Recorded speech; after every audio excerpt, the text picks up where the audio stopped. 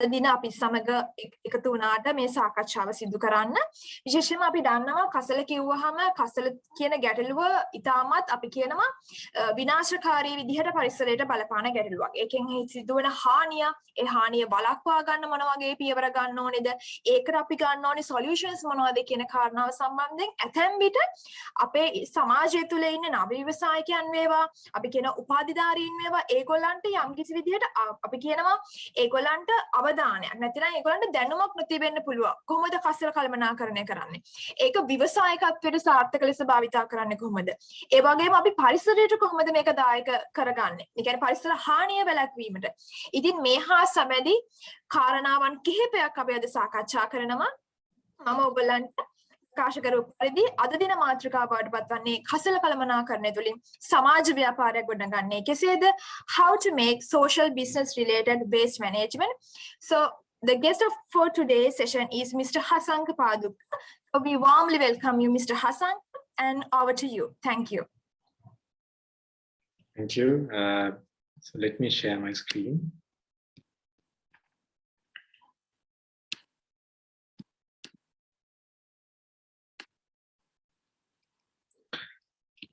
Hope everyone can see my screen. Mr. Hasanka, we can see. Sure. So I'll do this session both in Sinhala and English. So thank you very much, organizing committee in terms of Leo Club of UOC alumni in terms of giving me this opportunity in terms of share my learnings among all of you, and then in terms of delighted to see the tagline, the motto, spread solution, not pollution. So I'm also in the same journey in terms of seeing a day where we properly manage our household, like generated waste. So within the next 40 minutes, I would love to take you through certain slides to give you some wisdom on in terms of what do you want to do and what you have to do, and learnings of my own experience in terms of converting an idea into an enterprise in the in waste management domain. If something goes wrong in terms of power interruption now, so please excuse. I think Chandamali will share the screen and we will carry on. So what do you all think by seeing these images? Can we make a business out of this? Or else it's just a typical business? So I am sitting on one of the large dumping yards, just weighing some unsorted trash. Very recent one. I was there at Karadian doing a composition analysis. So these are the true findings. This is our own efforts, I would say. And not only you are, it's also even my ones are there. So this is how we, as a thumb rule, we just collect non-degradable packages and other sort of stuff and just hand it over to the municipal council garbage truck, and it will end up in the nearest dumping yard of the respective area. That's the bitter truth. So today, within the next few minutes, I'm going to share you how we convert this pollution into I would say, a solution to the pollution by building a business out of this, converting trash into value, converting waste into cash, something like that. So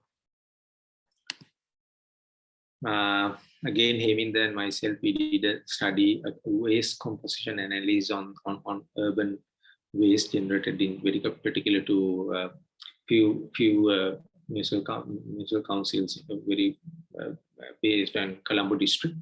So the findings are eye-opening, right, and alarming, right?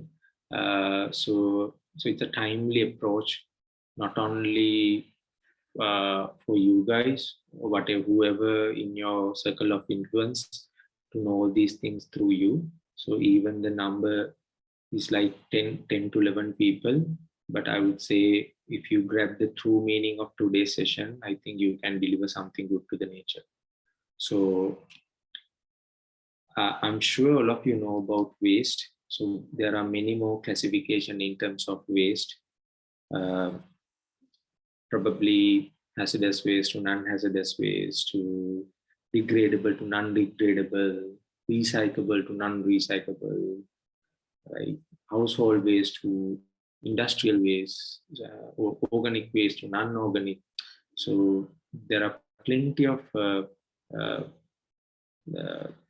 determinants where we can classify that waste, but ultimately based on the nature, based on the chemical reactions and decomposition, and in terms of the capacities and capabilities, we certain waste we are unable to treat, and certain waste there's a huge tendency in terms of managing them properly. So that's what all of you have to learn. And then unless we manage all these things, we know humans are threatened on because of this thing. But unfortunately, the saddest thing is, like, we consume certain items, packaging materials, and then the plastic issue comes in. But none of these animals, right, really use or consume any sort of plastic related stuff. But ultimately, now they are the living beings who having a severe impact, negative impact through the plastic things. So that's a big issue. And in terms of birds to marine life, and then everything goes and end up in sea. So that's the impact. So the core of today's session is, like, you need to build a solution. So solution, in terms of solution, there is no one singular solution. The biggest solution always consists with different amalgamation of small scale, different sort of solutions. It's an amalgamation of different thought processes.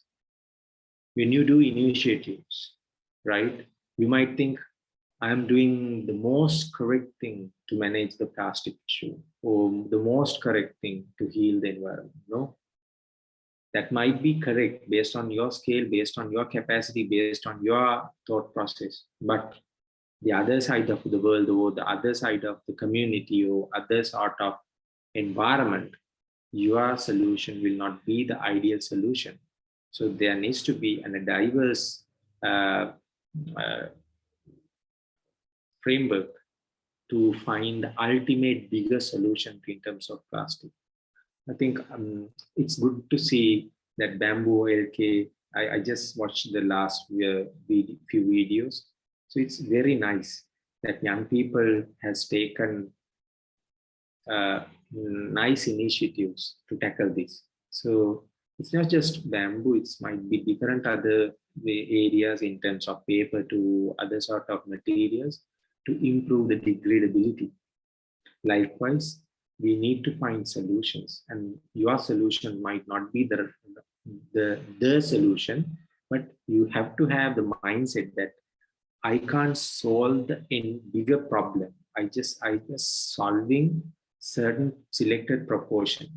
Once you solve that, but at the selected proportion, then you will go into the next milestone. So that's the solution, the bigger solutions look like. And then now we talk about numbers, because when you do initiatives, whether you are a NGO, non-government organizations, you are a volunteer organizations, you are a private limited, you are a government organizations, whatever the framework, legal framework is, it has to have a revenue and it will always have a expenditure. So the expenditure is the key thing. You spend money in terms of making revenue out of it, in terms of making return out of it. So you need to be cautious about return on investment. You might need sometimes you might need capital, or sometimes you does not necessarily need to have a capital or a fixed investment. Either a monthly proportionate of expenses might do your stuff. We call OPEX, operation expenditure. So initially, you need to have a sound understanding on numbers and numbers recording in terms of identify the right costs.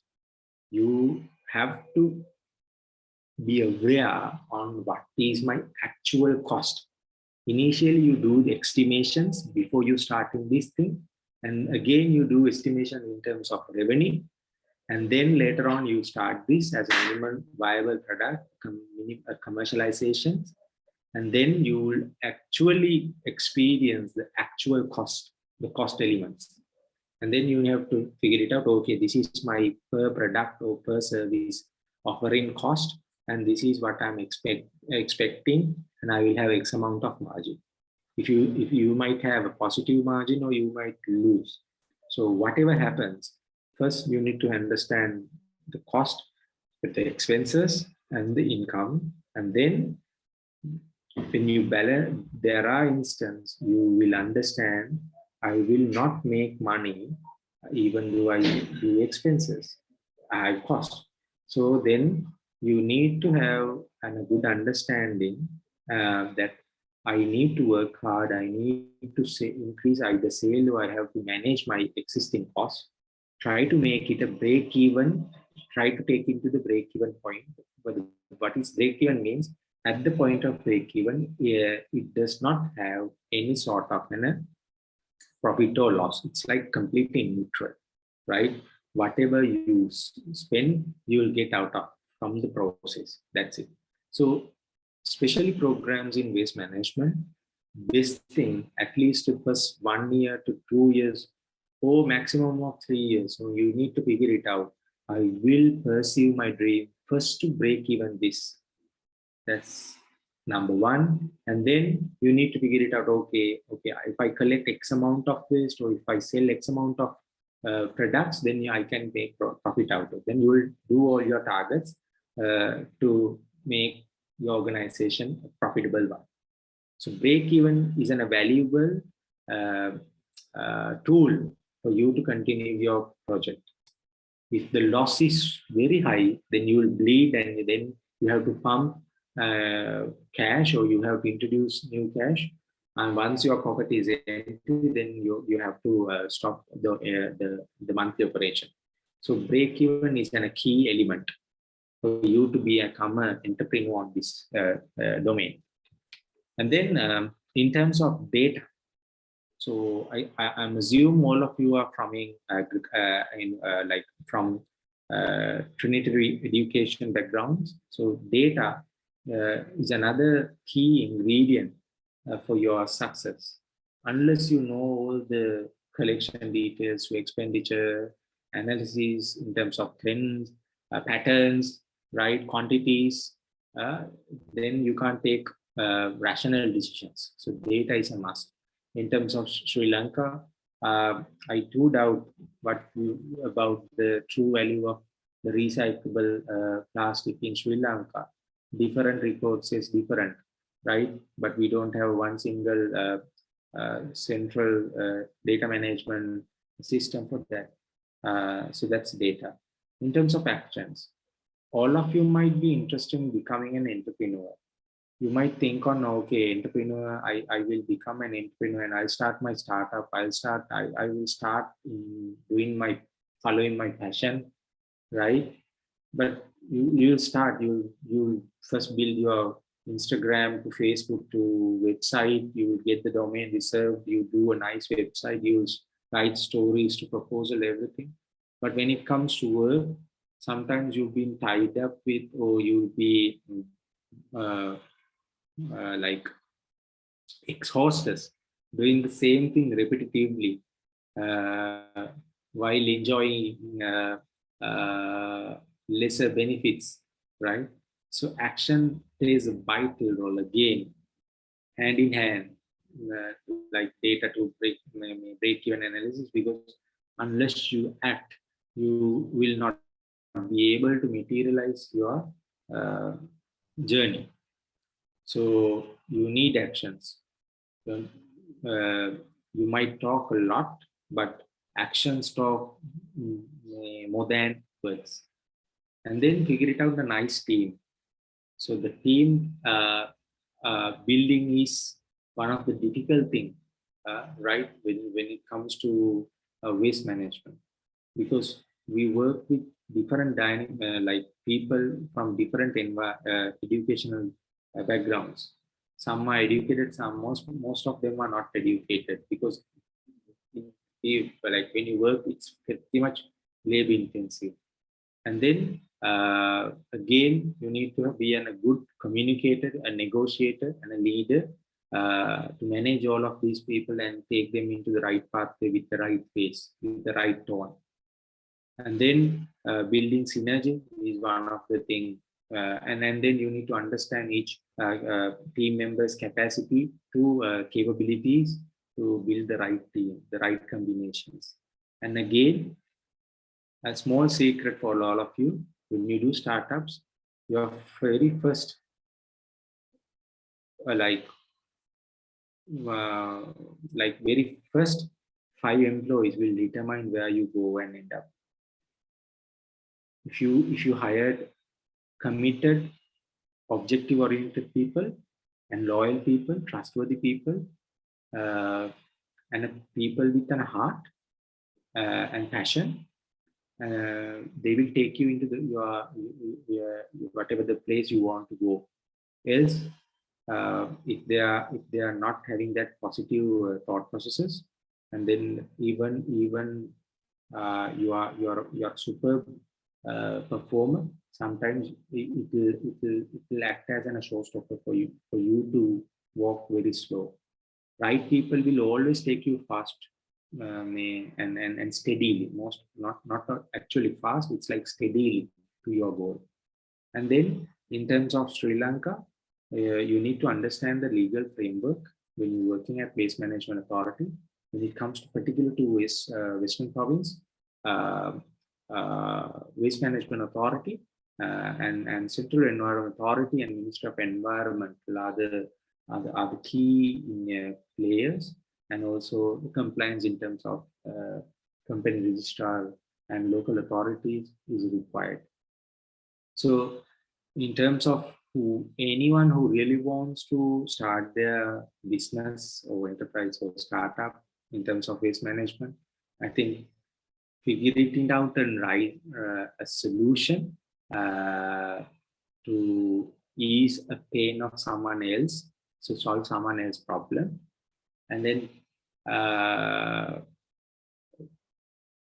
think narrowly on solving a particular problem, and founder your whatever the concept, and then looking into break-even numbers, and then identify patterns and spending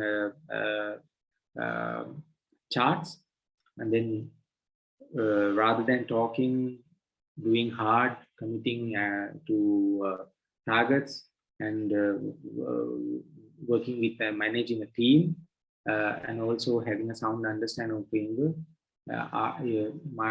might be the best foundation you can lay in terms of doing a business in this area. So let's see what sort of an opportunity you will have in terms of starting a business in this area, particularly to waste management. You all know that organizations are really looking into ways and means in terms of tackle this waste problem from the design perspective. So if any one of you can design something right from the scratch, or something new, or a new product, so then that you will have an opportunity from the start, right? And then in terms of improving the existing products, recyclability, it will be another ways of opportunity. And then following the waste hierarchy, right? If you can come up with a business which actually eventually actually do prevention in terms of plastic use or minimization of existing plastic usage, or reuse something, you can't ignore the usage, so you have to adapt, and but you have to reuse. You get used to reuse the same container for 1 or 2 times, and then you can't do anything. You have to use it again. You can't reuse for several times. Then it goes on recycling. That's where we talk about converting waste into different materials. Pelletizing, shredding, crushing, baling. Those are the keywords. They are washing, the related in extruder, pelletizer, crusher, washing plants. So these are the things involved in recycling. And then you can't now, no options in terms of recycling. So then those packaged materials, there is plastic particles or waste, has to go into an energy recovery facility, and then they will burn out of it. And even if you can't burn, or if you don't have such a technology, and then you have to go and dump these things in a central landfill. Sri Lanka has, trust me, Sri Lanka has more than 300 open dumping yards, right? Officially might be 200 plus, but of course it will be go beyond 300, right? So and then the greatest issue is that most of them are in very particular environmentally sensible areas, either water catchment areas to water beds to waterfront areas to like sanctuaries to environmental parks. And then in terms of collaboration, certain organizations are really keen on partnering with different organizations to manage waste management problem on behalf of them. So you might be able to act as a trainer or a knowledge worker to do some designing, even to a waste collector or a designer or anyone who's capable of mitigating even research or scientific experiments in terms of solving this big issue, because this is not a Sri Lankan or a island related issue, it's completely a global issue now itself. So these are the opportunities lies in front of you, but you really don't. But if you closely go through each and every topic, then you will find my business will lies on this area. I can develop certain things which has a higher degradability, like bamboo LK. So they thought of tackling the problem from designing. So they took a product which has a higher degradability, right? And then some products you might think on, okay, I will improve the recyclability. I will reduce this particular packaging material to do my package, and I will make it thinner, I will make it shorter, and I will share and I will do the label like this, something like that. And in terms of focus on collection, waste hierarchy, if you have techniques to prevent, to minimize, to reuse, to reduce or recycle, to send stuff to energy generation, that's it. And then disposal means particular cement manufacturing organization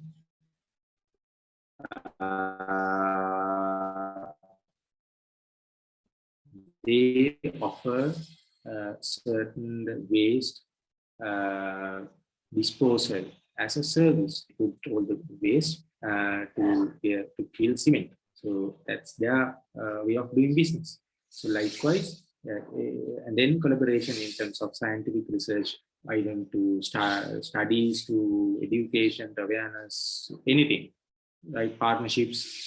That's it. So if all of you really want to think on how good I will start my things under this pillar, or there may be some other ways and means, but eventually, for my understanding, everything lies on these things.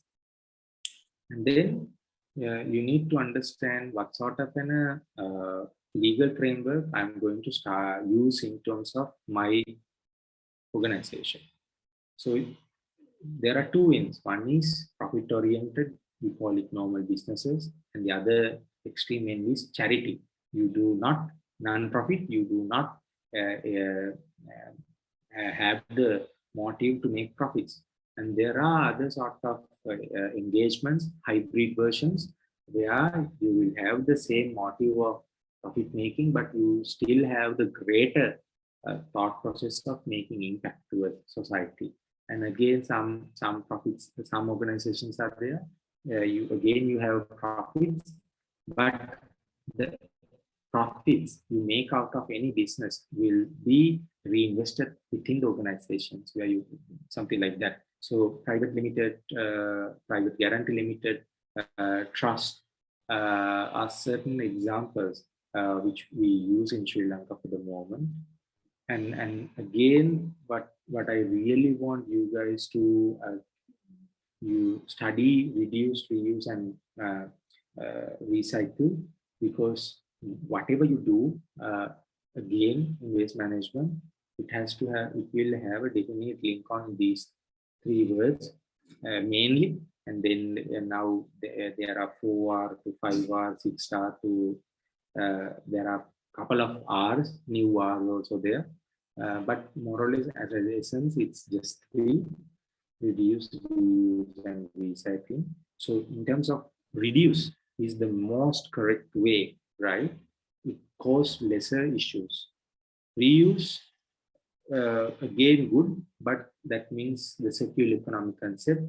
And then again, at one point, you need to either dispose the waste. And then recycling, it requires more energy, efforts, money, resources, people, and again, at one point, there's a lot of this scraps or things to dispose, right? Even though there is you can't do recycling 100%, right? Some materials do, but some materials you can't, right? So with that note, I'm going to take you through on my own thought process. How did I start Zero Trash, and how it was started, and where are we now, right? So we really want to build a platform after Turu. After Turu was 2016, latter part, and then to 2019 I left my job. 2018 I left my job and became full-time entrepreneur. So I was start on 2018 January and 2019 January 1st, both years.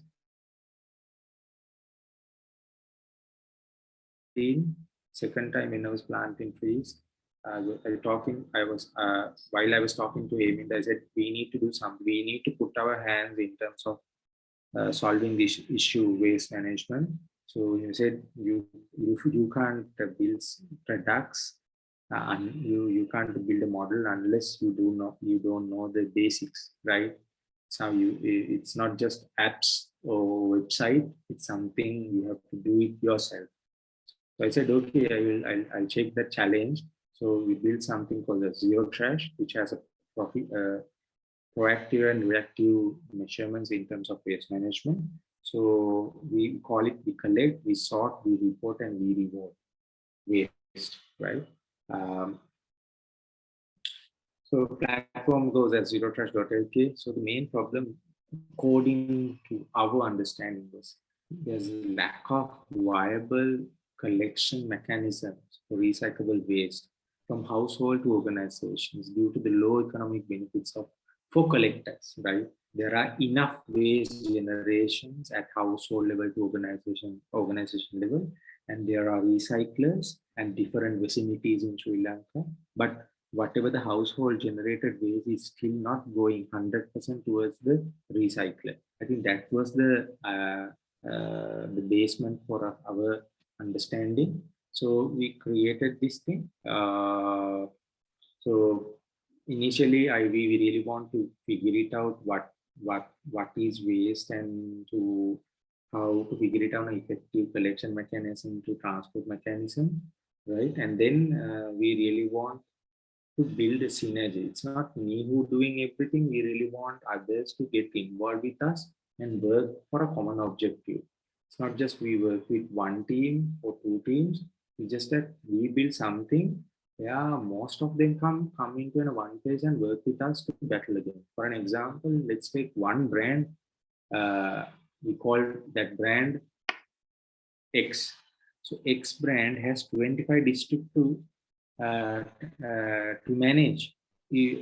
My thought process is, let's get 25 bigger brands and we'll ask their managers to thinkers to senior corporate officers to whoever, CX stores, to put their brains into one map and figure it out how we manage the waste in a particular area. Not just their waste, just that like manage the entire waste, the proportions, and use all the resources. And then only we will have a one solid district level campaigns running to manage Sri Lankan's waste. So that was my way of thinking. And then third process was like most of people start initiatives, but after sometimes, sooner their funds go on, they have to stop their initiatives, or either they have to move out or they have to hold their operations. So uh, uh, so we really want to build something, our one, which has a which sustain its own expenses.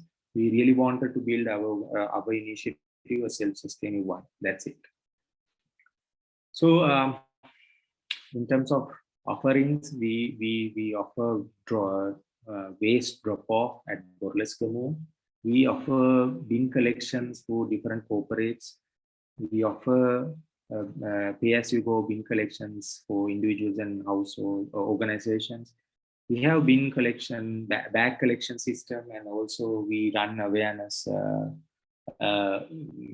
sessions for different people in the society. And it took 2 years for me to do this thing. It's just not I started with doing the lovely website. It's just me who study, doing manual work, collecting, going in search of plastic to other sort of ways, and then loading and unloading. Everything was done by from my family members, and later on we got employees for organization. Now we have nearly, in terms of people, we have 10 people, 10 full-time 10 people with us. And then in terms of zerotrash.lk, so it's a platform for individuals and organizations to record your contribution to the environment.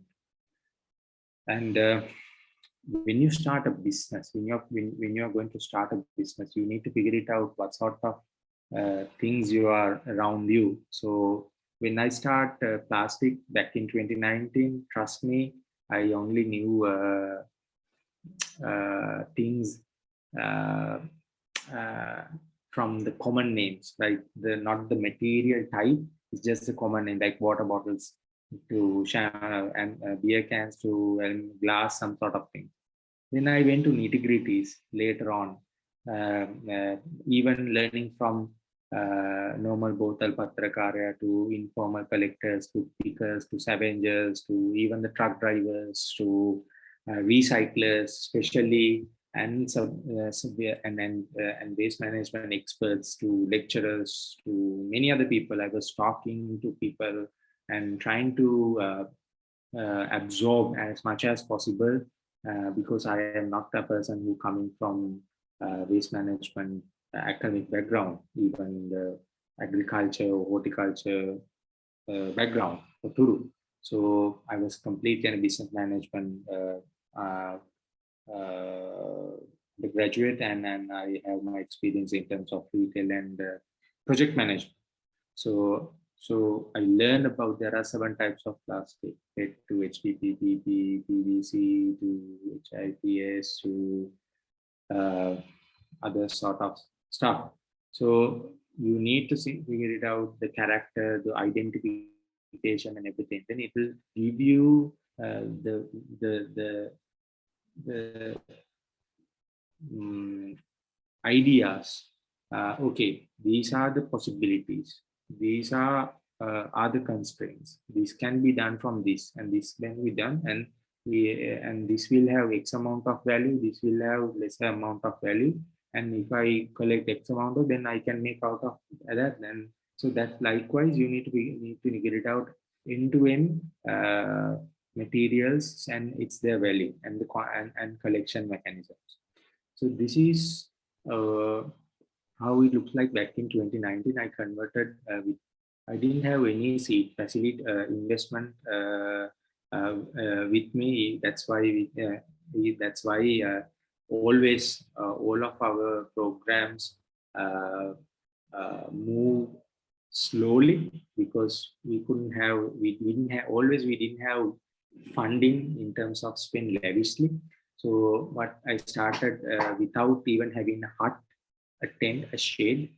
Later on, we started getting the hut done, and then we were doing 1 to 2 tons per month until the COVID comes and hit. I was working with different people to bottle patrakarya, garbage truck people to beach caretakers to Parisara Mituro. I call them Parisara Mituro, the people who goes on trucks, organizations to subject matter experts to many more people in terms of and government organizations even and private organizations, private sector people to NGOs especially. I work with them, became a collector, and then I managed to keep my promises, right? So after 1 year of time, like after COVID, 2021 June, we managed to get into a new place from my small place from my backyard to now we have a dedicated center, collection center at Burleska and a greater capacity to scale up our operation. And so far so on, I have been collecting, like I managed, I said, I use the word managed, right? So someone else might be collecting plastic, but ultimately it came to my location because I go and vend them and I am the recyclable transporter. So I manage 45 tons of 45 tons, means 45,000 kgs of PET to HDP glass to other recyclable stuff from Sri Lanka, very particular to Colombo to Gampaha district from 29 to February day to a bootstrapping method. Bootstrapping means you find your own funding initially, right? So to set up these things, like again, I work with young people, different broad track, interact, Leo to other sort of different young people because I believe the power of youth because I have a great influence of youth programs, youth movements in my life. So I always cherish their engagements. So, and I am always supported and backing them up based on my capacity and capabilities. We do. I was talking to different people, different organizations, and they were supporting me to raise this awareness among different people. And really need to pass a credit for Elephant House and Plaza Cycle for believing us and helping us to scale the operation. So I would say Zero Trash is like a vessel for corporates to manage the issue. We always promote reduce and reuse, and whatever is exist in the environment, it has to recover. That's why Zero Trash became a collective, but also we have the same in terms of reducing and reusing. So as we have through, we really wanted to tap the both segments because their both segment has common perception in terms of environment to conserve and protect the environment. So whoever ordered plastic, they have the liberty to handle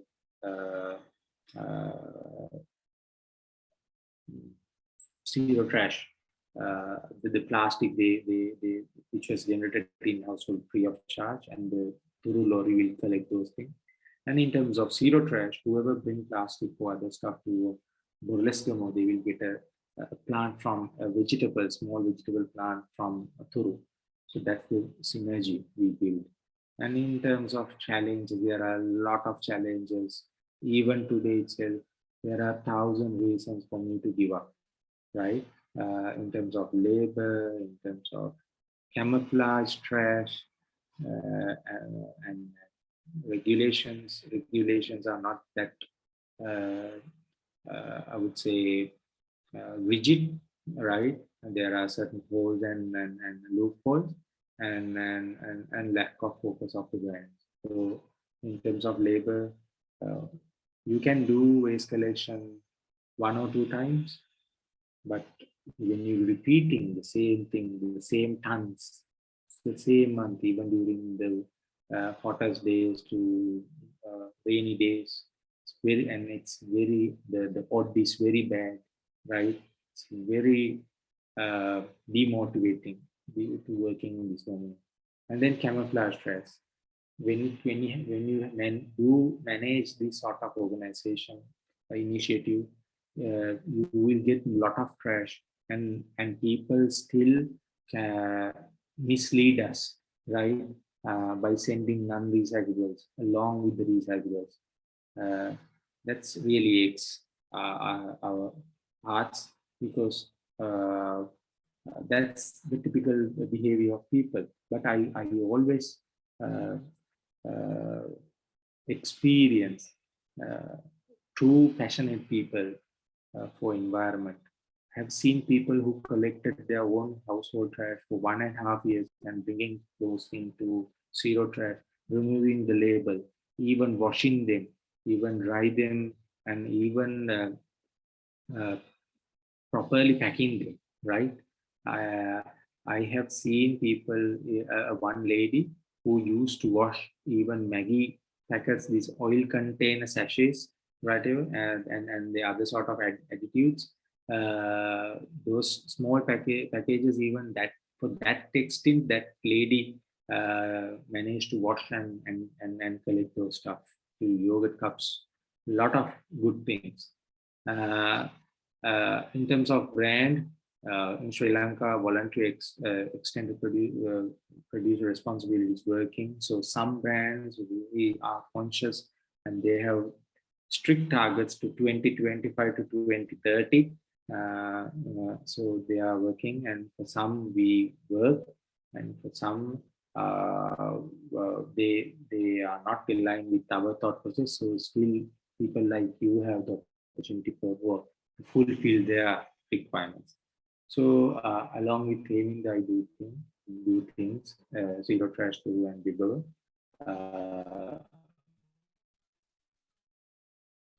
one last request for all of you. It's like do visit us to learn more, because I have an first-hand experience of nearly 2 years, right? Over 2 years, I would say, about in this industry. For me, in terms of learning, was very difficult. I have to go to months to step and then try to knock several times to get the right answer. But now I feel that young undergraduates, right, now they have something, they have seen something called zero trash, and they just call us and ask, hey, what are the things you fill it? How do you fill it? So there are a lot of questions, but they just try to take it over the phone. Years of sweat just through just one or two things, or refer the website and say, okay, this is how it done. But I urge all of you, if you are really interested and passionate, and if you really want to do something like this, at least spare 1 or 2 hours to visiting our center, and then you will see from your naked eyes on what we have built and how we operate that thing. There are no secrets in terms of building these things or replicating it. Because you will only see the good side, and there are plenty of bad sides, because when you start something, you need to know the good and the bad, right? If you heard the good, if you saw the good, only the good, unless if you haven't seen the bad, then some point you have to face, you have to go through that struggle. So I've been going through that struggle. So not only the good side, the bad side even you really want to know. For us, tomorrow there's a greater uncertainty for tomorrow. So we are still learning, and we are still also pursuing our being self-sustaining on this zero trash initiative. So far as on, we are also making losses, but we are working and committing towards to make it a break-even one. So thank you again for giving me this opportunity. And if anyone of you have any sort of questions, to things to clarify, I'm happy to answer out. Yes, dear audience, if you have any questions, please send to the chat box, so you can unmute yourself and speak.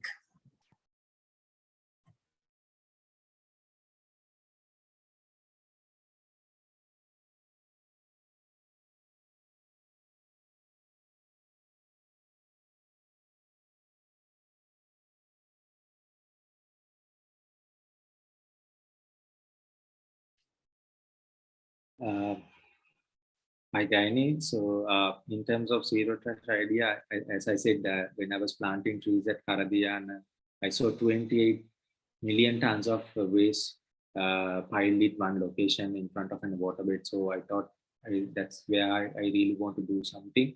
And there was one opportunity I had to go to state from US Embassy, a program called IDLP. I've been to States for 3 weeks studying natural disaster prevention techniques to low carbon and renewable stuff to build a environmental resilience environment in the South Asian region. So I've seen certain things where some good practices like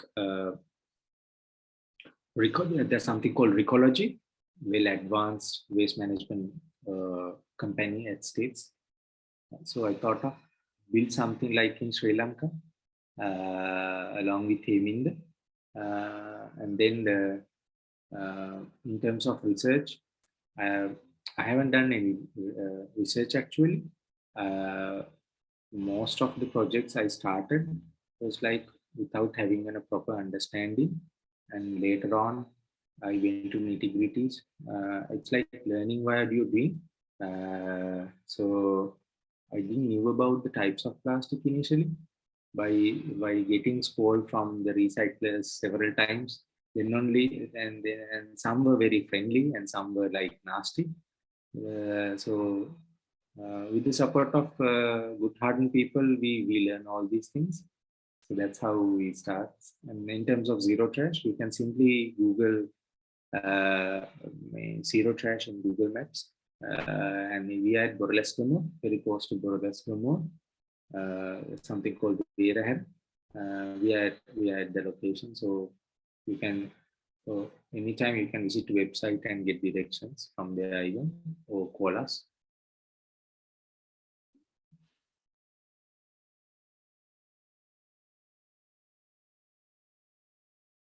Right. So in terms of Sandipini's questions, actually I'm a waste collector, not a recycler. So I collect plastic, different types of plastic like PET, HDP, PP, and other sort of recycled stuff. And then I sort them. So I remove their liquid trash to solid trash. And then I resell those items to recyclers, and I have identified and I'm working with recyclers. So recyclers pays me a nominal value for each kilo. So that's one of my sustainable revenues. In terms of what they do is like they take for whatever the particular waste type. For an example, PET. So then sometimes they compress all the stuff. They have a manual sorting. They again check the material, whether they take only the right material to the production process, and they do crushing. So after crushing, it goes into to the washing plant. So they remove sand, they remove iron or metals, and they remove remove the mud, right? And then whatever the cleansed pellets goes to another machine, and then you get purified, nicely crushed. We call pellets, right? Plastic pellets. So these pellets are being used to manufacture like different again plastic containers or tools to other sort of materials to like injection molding, to blow molding, or whatever. There are manufacturing plastic again from plastic.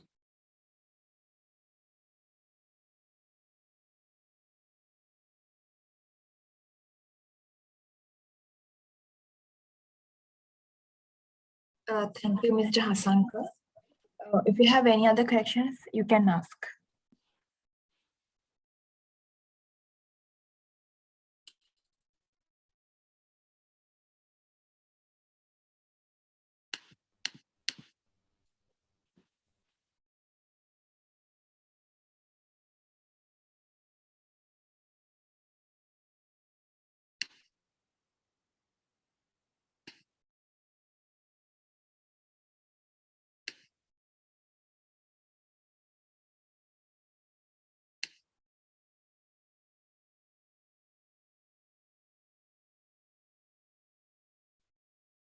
I think that's it, no?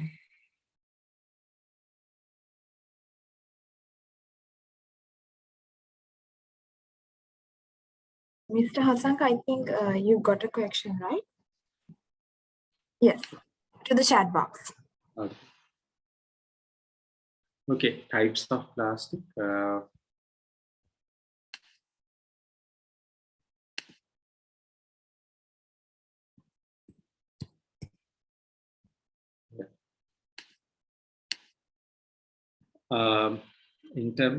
As I said, explained, there are 7 types of plastic. So in terms of plastic identifications, the world standards, whatever the packages, bottles or any containers, at the bottom or sideways, it has to mark the particular type, the material which was used to manufacture the respective package. So that's it. That's the essential guideline, right? So if it is PET, they will use the recyclable mark and then put 1. And there's something called high density polyethylene. They use the short word goes as HDP. It's number 2. So most of the containers are HDP, right? Shampoo, softeners to shampoo bottles to detergent bottles, those are HDP, right? They are like in terms of character, they are pretty much tough, hard. That's why it's called high density polyethylene. And then PVC, it's called V category, number 3. The common thing we see is the tubes, right? And then number 4 goes as LDP, low density polyethylene. The common thing we see is the polythene bags, right? So they are, in terms of polythene bag, 40 millimeter the thickness is required. Unless below that, it's prohibited in Sri Lanka. So LDP, and then PP. So PP goes like the lids, the small cups. Those goes as number 5, and number 6 is polystyrene. This rigiform category, rigiform belongs to P, number 6. The common thing we see is like the yogurt cups, it goes as number 6. The yogurt cups belongs to the subcategory of PS, called HIPS. And then other sort of hard plastic, which is very difficult to crush into small particles, hardened ones. None-re we call as number 7. So those are most probably non-recyclable. Some are recyclable, but probably not encouraging to recycle because of its by nature. But in terms of different countries, these non-recyclables are even used for energy process to even manufacture certain hardened products and services, to tar, to other sort of roof tiles, to other stuff, roofing tiles, to interlocks, to other stuff. These number 7 are being used. So this is the very basic categorization of plastic. When you find the type 1 or 2 or 3 or 5 or 6 or 7, it does not mean okay, this is the number of reusable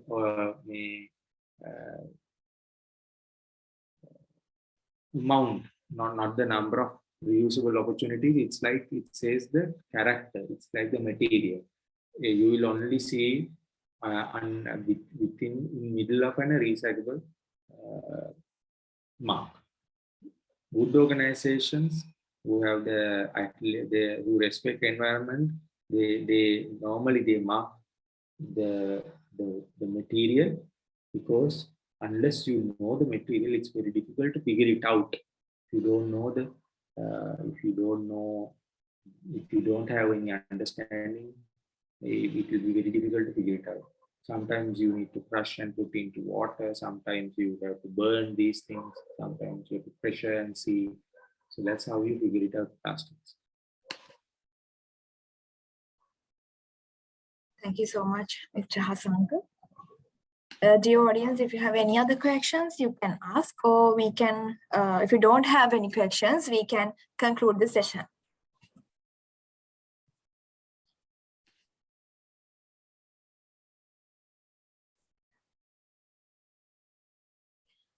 So it seems like we are not getting any more questions, Mr. Hasanka. Okay.